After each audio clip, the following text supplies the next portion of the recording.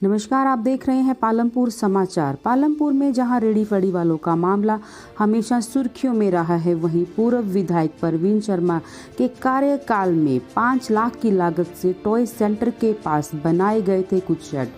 आज उनका दुरुपयोग आम जनता द्वारा किया जा रहा है।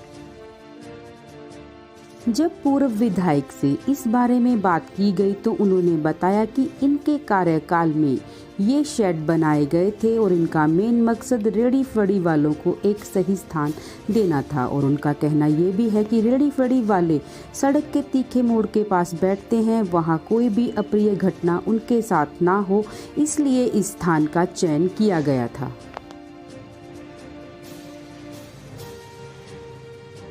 $5 लाख की लागत से बनाए गए इन शेड्स की हालत के बारे में परवीन शर्मा ने क्या कहा, आइए जानते हैं पालमपुर समाचार के माध्यम से। सर नमस्कार। नमस्कार सर, पालमपुर समाचार में आपका स्वागत है। आपका बहुत धन्यवाद। सर, जैसे कि आपको पता है, आपके कार्यकाल में टॉय सेंटर के साथ कुछ शेड्स बनाए गए थे। जी सर, उन शेड्स का मेन पर्पस क्या था, उसके बारे में बताइए। सबसे पहले तो मेरा सौभाग्य था कि मुझे बतौर विधायक उस वक्त पालमपुर की जनता का सेवा करने का मौका मिला, और विडम्बना ये रही कि जो मैंने ये काम किया उसके ऊपर उस वक्त जमकर राजनीति हुई। सौभाग्य था कि सरकार भारतीय जनता पार्टी की थी और नगर परिषद थी जो एक हमारी कांग्रेस विचारधारा की थी। मेरे दिल में ये धारणा थी कि वो जहाँ हमने ये शेड बनाए इसलिए बनाए कि जो पालमपुर का जो तीखा मोड़ है उस मोड़ के साथ हमारे रेहड़ी फड़ी वाले सब्जी बेचने वाले नीचे बैठते थे। तो कहीं ये सोचकर कि राष्ट्रीय राजमार्ग है, वाहनों की निरंतर 24 घंटे आवाजाही होती है, कहीं ऐसी कोई अप्रिय घटना ना घट जाए जिसका हमें बाद में पछतावा हो। इसी बात को ध्यान में रखते मैंने उस वक्त के जो सब्जी बेचने वाले जितने विक्रेता थे उनको मैंने तैयार कर लिया था, और वो मोटे तौर पर तैयार भी थे। और मैंने बाकायदा अपनी विधायक निधि से पैसा भी दिया और बढ़िया शेड भी बने, और बाकायदा उसका विधिवत लोका अर्पण भी हुआ। जैसे ही लोका अर्पण हुआ तो हमारे सब्जी बेचने वाले जो थे वो उनको इंस्टिगेट किया, और अपर बाज़ार नीचे बाज़ार का एक धारणा लेकर वो आपस में डिवाइड हो गए, और कहीं उन्होंने उस प्रकार अलग प्रकार का जो था वो एक षड्यंत्र करने का प्रयास भी किया, और कि वो वहीं से वहीं उस वक्त ना तो हमारा नगर परिषद ने साथ दिया, और इस राजनीति के गंदे खेल में बंटे होने के कारण आज भी वो शेड, मुझे दुख होता है, वहाँ गंदगी देकर किसी ने कोई ट्रैक्टर खड़ा किया है, किसी ने कहीं कोई अपनी गाड़ी खड़ी की हुई है।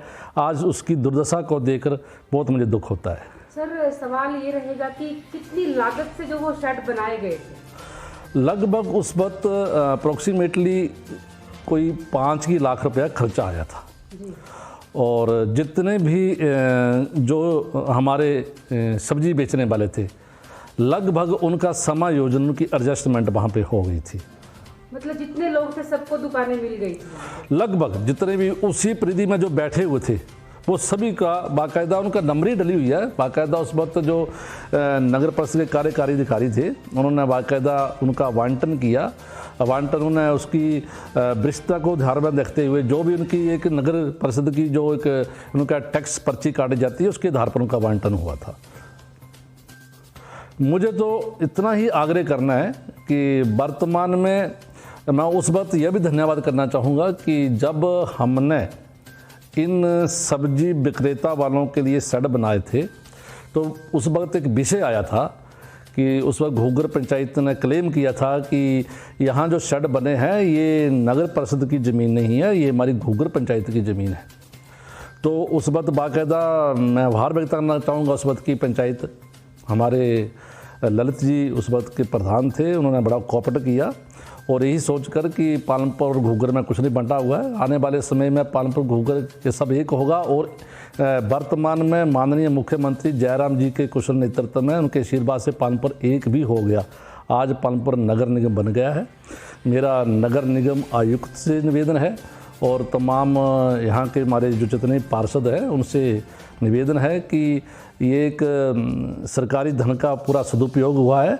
वर्तमान में जो भी दुर्दशा यहाँ पे बनी है उसको सुधारा जाए और पालमपुर शहर की बेटरमेंट के लिए, क्योंकि हमने तो पहले ही उस वक्त भी एक ऐलान किया था कि हम पालमपुर को नेहरू चौक से लेकर एटलीस्ट जो हमारा थाने तक जो है इसको मांद रोड के नाम पे विकसित करेंगे।